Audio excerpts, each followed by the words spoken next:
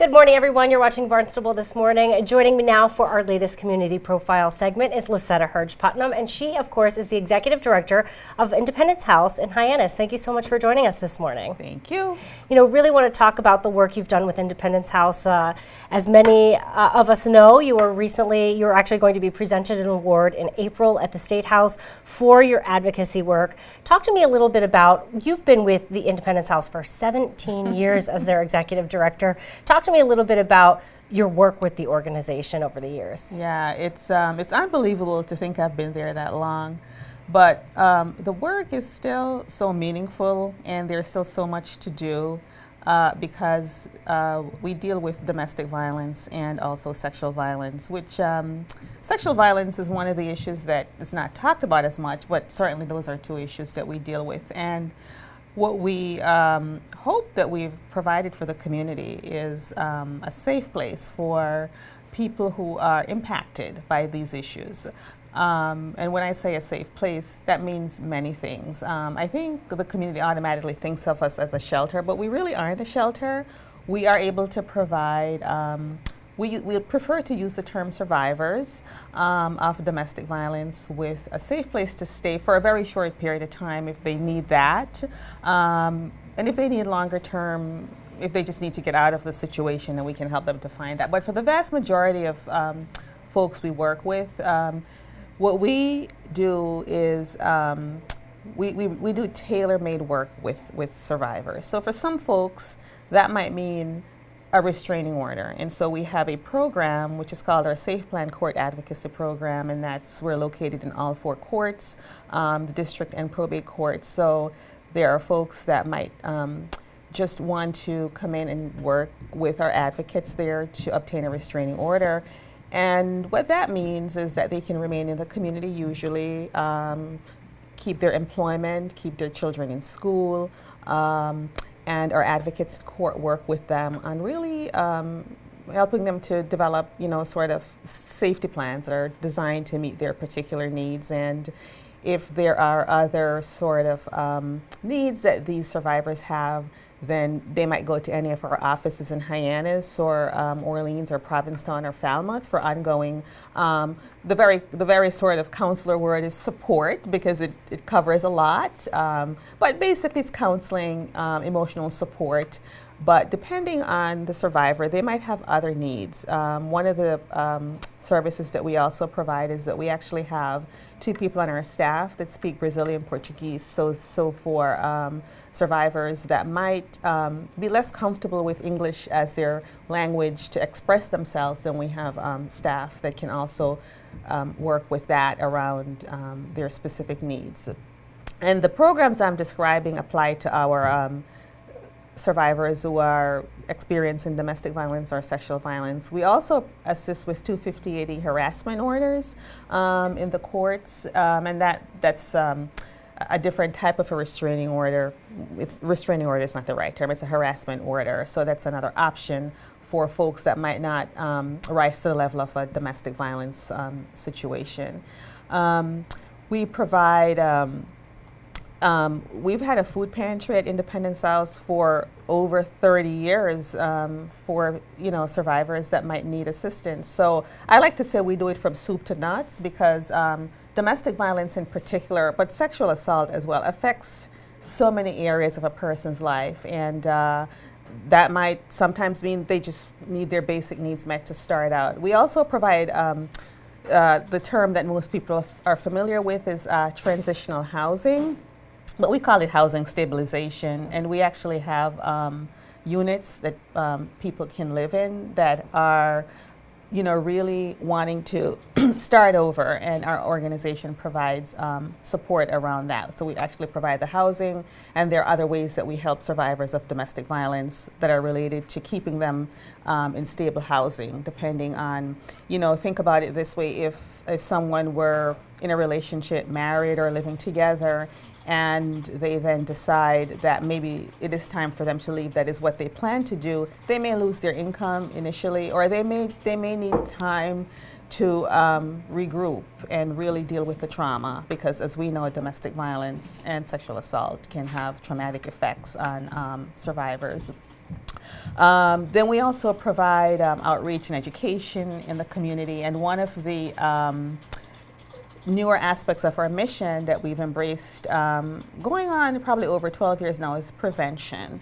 And the way we approach prevention is through working with high schools on Cape Cod, and we're using the Mentors in Violence Prevention Program, which is evidence-based, and it was developed at Northeastern University by the Sports and Society organization. And that Mentors in Violence program really challenges students, young people, to be critical thinkers about what is a healthy relationship, what is the vision that we have for ourselves, for our future, what is it that we want our school climate to be like, how do we challenge ourselves and our peers to develop strategies, so that if someone is in trouble, that we are brave enough to speak up and help that person. And if someone is not in trouble, if we have peers that are behaving in ways that might encourage violence, such as sexist language or derogatory language or language that might oppress, how do we as peers say this is not okay, we want something different for ourselves, and how do we challenge ourselves to behave differently?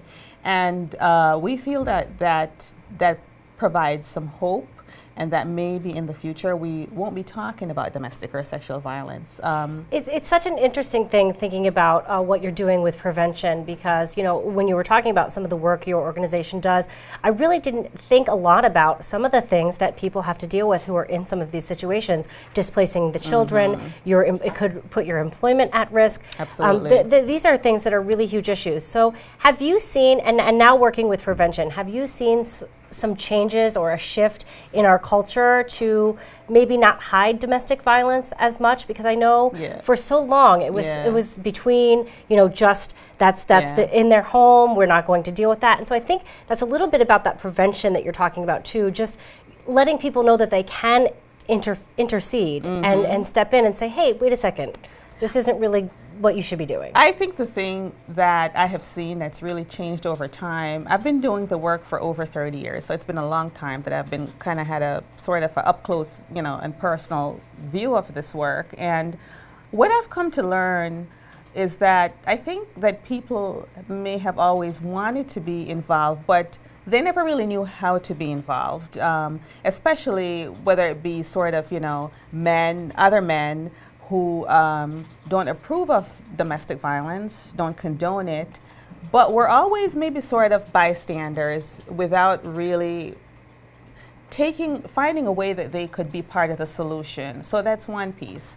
And I think that with things like prevention and outreach, what we try to do is to really offer some specific ways to the community. And we also have information on our website about ways in which people can become involved. So for instance, if you hear something, call the police. That is a way that you can be involved. If you know someone, if you go to a church or synagogue, or you're in a softball league or whatever it might be, or you're in a locker room, there are ways that you can, if you know someone who's a friend or not a friend, you can let them know that you understand, and let them know that there are resources that are available if they need it. So there are lots of ways that we can acknowledge that domestic violence is a problem, and I'm here to support you and maybe help you in whatever way you can. It doesn't mean you have to get involved in the middle of a fight, or you have to become somebody's counselor, or have all the answers. It's really just saying,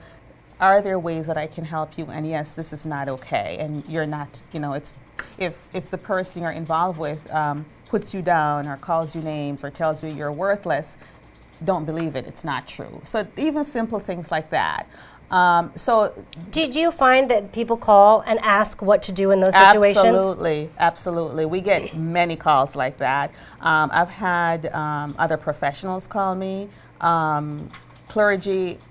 Some of the examples I gave are actually real examples of other people in the community that may even say, I have a family member and I know that this is going on, and what can I do? And I think that can be really difficult for extended family, because they have an idea of maybe what they think should happen, but it's not always where the person who is the survivor is. And so sometimes just providing, I guess I would say, guidance and information to the family member themselves to support them in supporting their their family member, and helping them to understand the dynamics of what happens in a domestic violence relationship. Because one of the things I've said for a long time, and I'm not the only one that says this, many other advocates say the same thing, is, if someone has been in a long-term relationship or a short-term, but mostly we've seen long-term relationships, marriages in particular, most people don't want their marriages to end. They don't want their relationships to end.